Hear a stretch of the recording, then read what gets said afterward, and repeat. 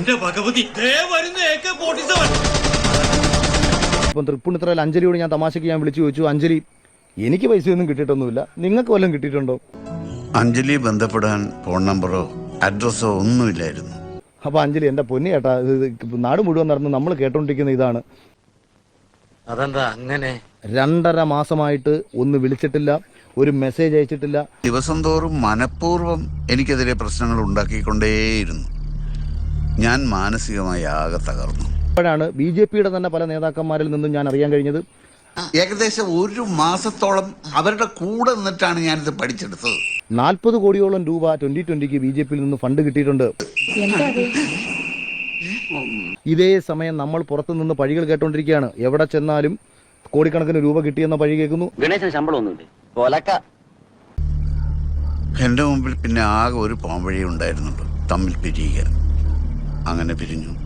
തൃക്കാക്കര മണ്ഡലത്തിൽ എത്ര ചെലവഴിച്ചെന്നുള്ളതിന്റെ കൃത്യമായ കണക്ക് വേണമെങ്കിൽ ഞാൻ പറയാം. പക്ഷേ എന്റെ അമ്മ തലനാരയൊക്കെയാണ് അവിടെ രക്ഷപ്പെട്ടത്. നമ്മുടെ തെരഞ്ഞെടുപ്പ് പ്രവർത്തനത്തിനിടയിൽ നോമിനേഷൻ കൊടുക്കുന്ന ഒരു ദിവസം മാത്രമാണ് 2020യുടെ ചെയർമാനായ സാബു ജേക്കബ് നമ്മുടെ അടുത്ത് വന്നത്. കേൾക്കേണ്ട താമസം അദ്ദേഹം അത് പ്രയോഗിക്കാനുള്ള അവസരം എനിക്ക് തന്നു. ഞാൻ പിന്നെ ഒന്നും നോക്കിയില്ല, ഒറ്റ പ്രയോഗം. നമ്മൾ വിചാരിച്ചു തൃപ്പൂണിത്തുറ പുള്ളി ഫുൾ ടൈം ഉണ്ടെന്ന്, അവിടെയും ഇല്ല. വല്ലാത്തൊരു കഷ്ടം തന്നെ. ഏറ്റവും പ്രധാനപ്പെട്ട അത്യാവശ്യം കേരളത്തിൽ രാഷ്ട്രീയമായി ചർച്ച ചെയ്തിട്ടുള്ള എന്നെപ്പോലെ ഒരാൾ മത്സരിക്കുന്ന ഒരു മണ്ഡലത്തിൽ പോലും പുള്ളി ഇതാണ് ചെയ്തു തരുന്നത്. അതൊട്ടും പ്രതീക്ഷിക്കാതെയായിരുന്നു.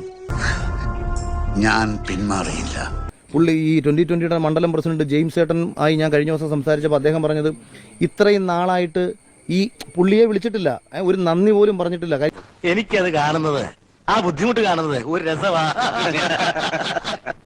ഈ ഫുൾ ടൈം ഒരാൾ കൂടെ നടന്നിട്ട് പോലും ബിസിനസ് ഉള്ള ആളാണ്, അത് കളഞ്ഞിട്ട് നടന്ന ആളാണ്, അയാളുടെ അടുത്തൊരു നന്ദി പറഞ്ഞിട്ടില്ല.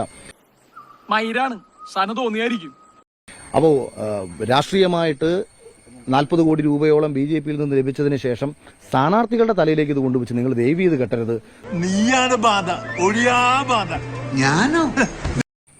പക്ഷേ ഓരോ മണ്ഡലത്തിലേക്കും 2020 എത്രയാ ചെലവഴിച്ചെന്ന് ആ മണ്ഡലത്തിലുള്ള ആൾക്കാരോട് ഇനി വ്യക്തിപരമായിട്ട് നിങ്ങൾ പോയി ചോദിക്കേണ്ടി വരും.